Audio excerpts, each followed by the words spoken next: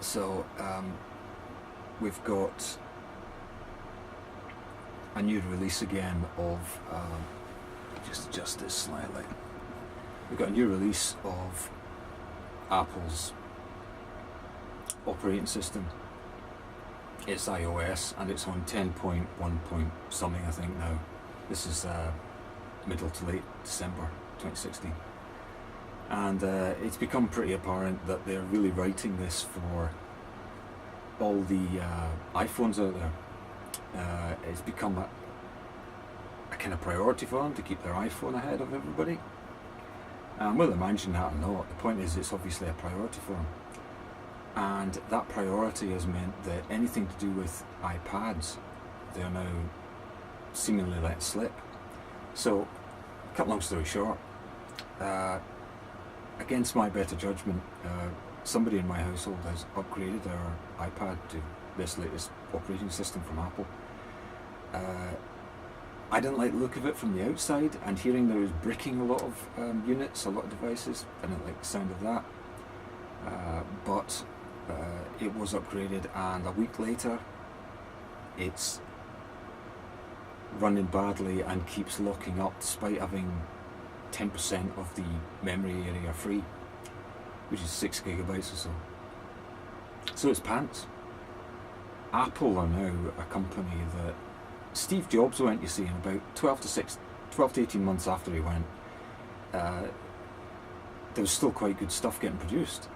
And it just seems to me that that was his legacy. The stuff he had been working on came through the pipe and it was alright. He did basically a quality control job at Apple. But now that he's gone, and well gone, they're just showing that they've got some hubris and some arrogance, and it keeps coming through. And although one small thing I wanted fixed is fixed, the slowness of everything and the fact it just keeps locking up for no reason I can see, except you use a couple of apps, resource intensive apps, you use them and then it locks up afterward. So it just seems to me that it's not worth it. So I will be rolling it back to iOS 9. I completely missed iOS 8 out because I was very suspicious of it. And when I heard it was killing machines and it was doing all sorts of untoward things, the news didn't get any better with iOS 8, so I just never upgraded. And I put a big sticker on the iPad, do not upgrade to iOS 8, because it keeps prompting, you see, so my family, our children, keep trying to upgrade it and I keep saying no. So I eventually put a sticker on it. So now I'm going to put a big sticker on, once I've reversed it back to iOS 9, I'll put a big sticker on saying do not upgrade to iOS 10, and I will completely miss out iOS 10 now. It's crap.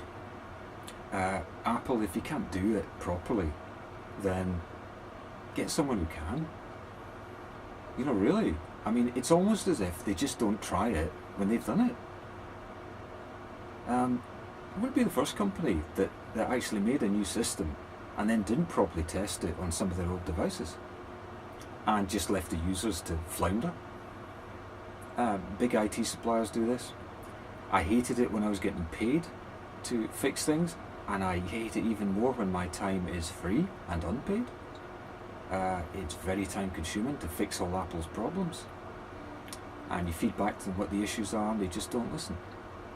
It took 2 years and several major upgrades before they fixed the one tiny problem with the speech processor, the text-to-speech processor that I wanted fixed. 2 years, several upgrades. It was a tiny little thing and they introduced it. They introduced the glitch. So I think to myself, what's the deal? You know, either you value your customers or you don't. And you cannot really expect your customers who have bought one of the most prestige devices on the market to immediately rush out and buy the next one just because you've upgraded the software. Your job should be to try and keep those old things going. Maybe you should issue the advice. If you're on iPad 4, don't upgrade to iOS 10 unless you've got a real good reason for doing so. And that is the advice I'm issuing, unless you've got a good reason for doing so. Now, iPhones are different. They maybe benefit more or aren't damaged as much, it's not as much a problem, but they're definitely concentrating on the phones. And the iPads, they don't really seem to care about, especially the older devices. And given that the best iPad they've got is the iPad Pro, half of which is empty space, You know, people say the battery could have been made bigger. And, you know, it's pretty good, but they get the feeling, I get the feeling it's been chopped back. They've almost held back on putting the insides into the iPad Pro that they could have done. And their major machine, I don't think there's been a replacement announced for it ever, but nobody just sells any. They used to have a big tower thing. And of course they don't tell you it's going to go obsolete, but that's what's happened with it. So I think they're being a bit naughty. And it's work.